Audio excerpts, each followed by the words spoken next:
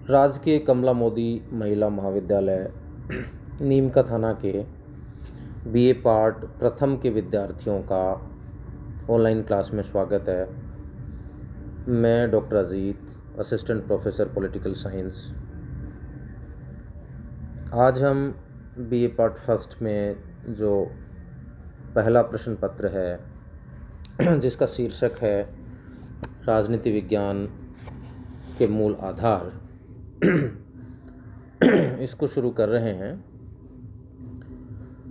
First of all इस paper के लेखक के बारे में बता देते हैं, यानी बुक के बारे में बता देते हैं जो आप लोगों को पढ़नी है।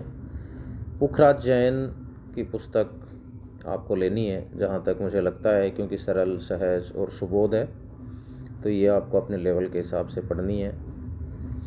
पेपर का नाम मैंने आपको बता दिया है, राजनीति विज्ञान के मूल आधार। और आज हम सीधे टॉपिक पर आते हैं। आज का जो हमारा टॉपिक है वो है राजनीति विज्ञान का परंपरागत दृष्टिकोण। देखिए, जो संपूर्ण राजनीति विज्ञान है उसको अध्ययन की सुविधा की दृष्टि से दो दृष्टिकोणों में बांटा जा सकता है। एक तो है परंपरागत दृष्टिकोण और दूसरा है आधुनिक दृष्टिकोण। आज हम परंपरागत दृष्टिकोण के बारे में पढ़ेंगे।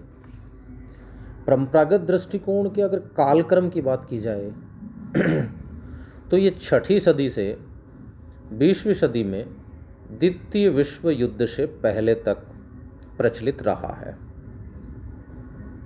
अब हम चलते हैं कि कौन कौन से विचारक थे जो परंपरागत दृष्टिकोण को सपोर्ट करते थे या परंपरागत विचारकों की श्रेणी में आते हैं।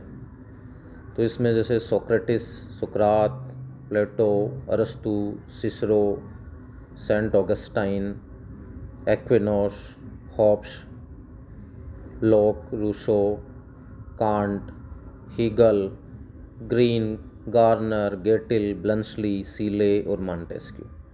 तो ये कुछ परंपरागत विचारकों की श्रेणी में आते हैं। अब देखिए, हम जो परंपरागत दृष्टिकोण है उसके अनुसार राजनीति विज्ञान को परिभाषित करने की कोशिश करेंगे।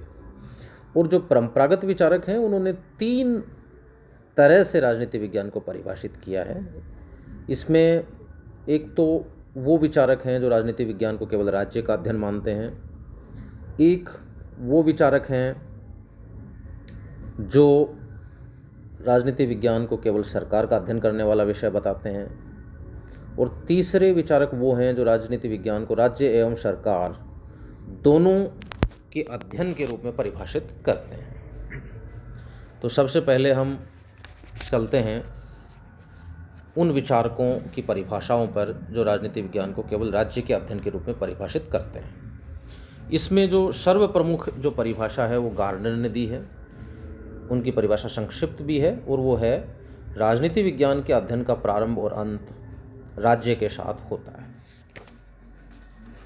इस कैटेगरी में जो दूसरी परिभाषा है वो हम जर्मनी के एक लेखक हुए हैं गैरिस, उनकी ले सकते हैं। उन्होंने कहा है कि राजनीति विज्ञान में शक्ति की संस्था के रूप में राज्य के समस्त संबंधों, उसकी उत्पत्ति, उसके प्रयोजन, नैतिक महत्व, आर्थिक समस्याओं, अस्तित्व की अवस्थाओं, वित्तीय पहलू तथा उद्देश्य आदि पर विचार किया जाता है। एक अन्य विचारक ब्लंसली हैं। ब्लंसली की परिभाषा है कि राजनीति विज्ञान वह विज्ञान है जिसका संबंध राज्य से है और जो यह समझाने का प्रयत्न करता है कि राज्य के आधारभूत तत्व क्या हैं, उनकी आवश्यक प्रकृति क्या है और उनकी किन विभिन्न रूपों में अभिव्यक्ति होती है और उसका विकास कैसे हुआ है। तो इस प्रकार से हम ये कह सकते हैं कि गार्नर, ब्लंसली, गैरिस वो विचारक हैं जो राजनीति विज्ञान को केवल राज्य का अध्ययन करने वाला विषय ही मानते हैं, राजनीति विज्ञान को राज्य के अध्ययन करने वाले विषय के रूप में ही परिभाषित करता है। दूसरी कैटेगरी में राजनीति विज्ञान केवल सरकार का अध्ययन है, इस प्रकार के विचारक आते हैं। इसमें जैसे कि सीले है, सीले ने कहा है कि राजनीति विज्ञान शासन के तत्वों का अनुसंधान उसी प्रकार करता है जिस प्रकार संपत्ति शास्त्र संपत्ति का करता है, जीव विज्ञान जीवन का करता है, बीज गणित अंकों का करता है तथा रेखा गणित स्थान एवं लंबाई चौड़ाई का करता है। इसके साथ लिकोक की परिभाषा बड़ी प्रसिद्ध है कि राजनीति विज्ञान सरकार से संबंधित शास्त्र है। तो ये विचारक राजनीति विज्ञान को सरकार के अध्ययन करने वाले विषय के रूप में परिभाषित करते हैं। तीसरी कैटेगरी में राजनीति विज्ञान राज्य एवं सरकार दोनों का अध्ययन है। जो इस रूप में राजनीति विज्ञान को परिभाषित करते हैं वो विचारक आते हैं। इसमें जो जैसे कि हम पॉल जेनेट को ले सकते हैं, उन्होंने कहा है कि राजनीति विज्ञान सामाजिक विज्ञानों का वह अंग है जिसमें राज्य के आधार तथा सरकार के सिद्धांतों पर विचार किया जाता है। तो ये राज्य और सरकार दोनों को शामिल कर लेता है। डिमोक की एक परिभाषा है कि राजनीति विज्ञान का संबंध राज्य तथा उसके साधन सरकार से है। गिलक्राइस्ट को भी इसी कैटेगरी में रख सकते हैं। राजनीति विज्ञान राज्य व सरकार की सामान्य समस्याओं का अध्ययन करता है, ये गिलक्राइस्ट ने कहा है। तो इस तरीके से जो है हम तीसरी जो कैटेगरी है उसमें उन विचारकों को रखते हैं जो राजनीति विज्ञान को राज्य तथा सरकार दोनों का अध्ययन करने वाला विषय के रूप में परिभाषित करते हैं। अब हम राजनीति विज्ञान की कुछ विशेषताओं पर चलेंगे और एक एक करके राजनीति विज्ञान की विशेषताओं को देखने का प्रयास करेंगे। पहली जो इसकी विशेषता है वो है दर्शन शास्त्र से प्रभावित अध्ययन। देखिए, जो परंपरागत राजनीति शास्त्री हैं उनमें से अधिकांश ने राजनीति विज्ञान और दर्शन शास्त्र में अत्यधिक जो घनिष्ठता है उसको स्वीकार किया है। इन शास्त्रियों ने राजनीति विज्ञान और दर्शन शास्त्र के संयोग से ज्ञान की एक विशेष शाखा का भी निर्माण किया है जिसे हम राजनीतिक दर्शन कहते हैं, और इसके आधार पर ही जो है उन्होंने अपने परंपरागत राजनीतिक सिद्धांत का भी निर्माण किया है।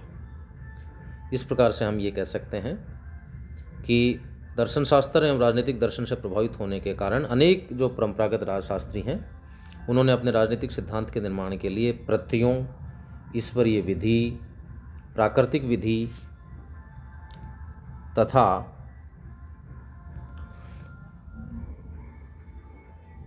प्राकृतिक अधिकार जैसी जो मान्यताएं हैं उनको आधार बनाया है। अब हम बात कर लेते हैं प्रमुख अध्ययन पद्धतियों की।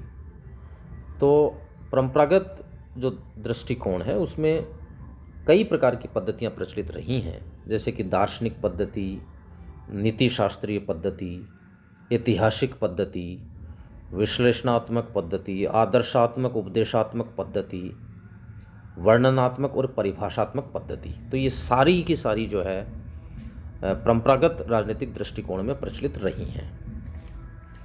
तीसरी जो विशेषता है वो है मूल्य प्रधान अध्ययन।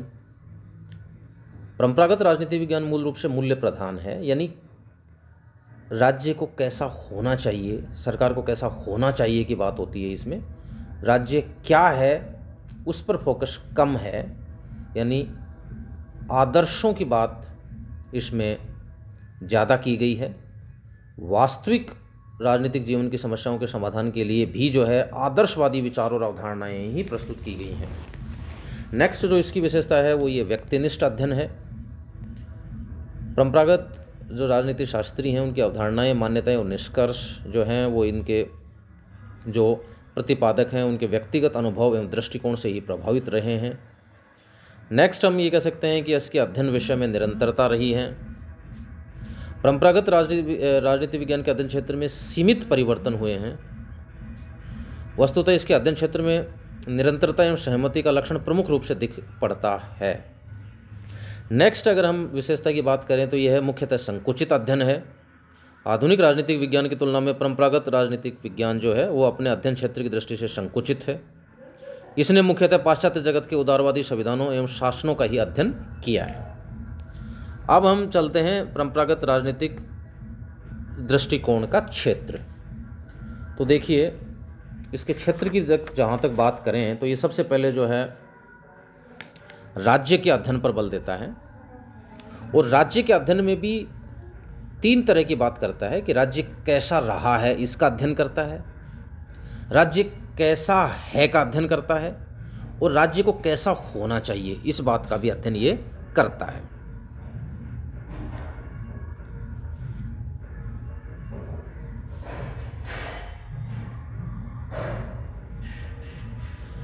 दूसरी अगर इसका अध्ययन क्षेत्र का जो बिंदु देखा जाए वो है सरकार का अध्ययन। राजनीति विज्ञान के अंतर्गत सरकार के विगत एवं आधुनिक रूपों का अध्ययन किया जाता है।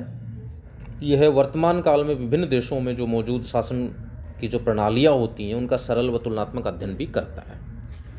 नेक्स्ट जो इसके अध्ययन क्षेत्र की बात करें, इसके एरिया की बात करें, तो ये स्थानीय एवं राष्ट्रीय समस्याओं का अध्ययन भी करता है। राजनीति विज्ञान जो है स्थानीय एवं राष्ट्रीय समस्याओं का अध्ययन करता है और इन समस्याओं के हल के लिए कुछ उपाय भी बताता है। नेक्स्ट अध्ययन क्षेत्र की बात करें तो राजनीति का जो अंतर्राष्ट्रीय पक्ष है, यानी जो अंतर्राष्ट्रीय राजनीति है, उसका भी अध्ययन करता है। उदाहरण के लिए अगर हम कहें जैसे वर्तमान काल की अंतर्राष्ट्रीय जो समस्याएं हैं, इन राष्ट्रीय राज्यों के जीवन को वो समस्याएं प्रभावित करती हैं, तो राजनीति जो परंपरागत दृष्टिकोण है इन विभिन्न अंतर्राष्ट्रीय समस्याओं का अध्ययन करता है और उपाय भी सुझाता है। इसके अंतर्गत हम अंतर्राष्ट्रीय राजनीति, अंतर्राष्ट्रीय संबंध, अंतर्राष्ट्रीय संगठनों को भी जो है ले सकते हैं। हालांकि ये जो क्षेत्र है ये थोड़ा वाइड हो जाता है, जो आधुनिक दृष्टिकोण को टच करता है। नेक्स्ट जो है वो राजनीतिक विचारधाराओं का अध्ययन है। और राजनीति विज्ञान में बहुत सारी विचारधाराएं प्रकट होती हैं, जैसे कि प्रत्ययवाद, जिसको हम आदर्शवाद भी कहते हैं, व्यक्तिवाद है, अराजकतावाद है, फाशीवाद है, समाजवाद है, साम्यवाद है, बहुलवाद है आदि। तो इन विचारधाराओं का अध्ययन भी परंपरागत दृष्टिकोण करता है। नेक्स्ट जो है जो अंतिम अध्ययन क्षेत्र है वो है राजनीतिक दलों व दबाव समूहों का अध्ययन। देखिए, आधुनिक युग में शासन के संचालन के लिए राजनीतिक दल और दबाव समूह होते हैं। वो चुनाव में जो है राजनीतिक दल तो चुनाव में भाग लेते हैं और जो दबाव समूह होते हैं वो राजनीति में प्रत्यक्ष भाग नहीं लेते, लेकिन अप्रत्यक्ष रूप से राजनीति को प्रभावित करते हैं। तो ये इनकी स्टडी भी करता है। तो इस तरीके से हम ये कह सकते हैं कि जो राजनीति विज्ञान है उसका क्षेत्र भी व्यापक है, लेकिन उतना व्यापक नहीं है जितना आधुनिक दृष्टिकोण का है, क्योंकि उसमें मानव व्यवहार और अंतर्राष्ट्रीय राजनीति का व्यवहारिक पक्ष वगैरह भी उसमें शामिल हो जाता है। धन्यवाद।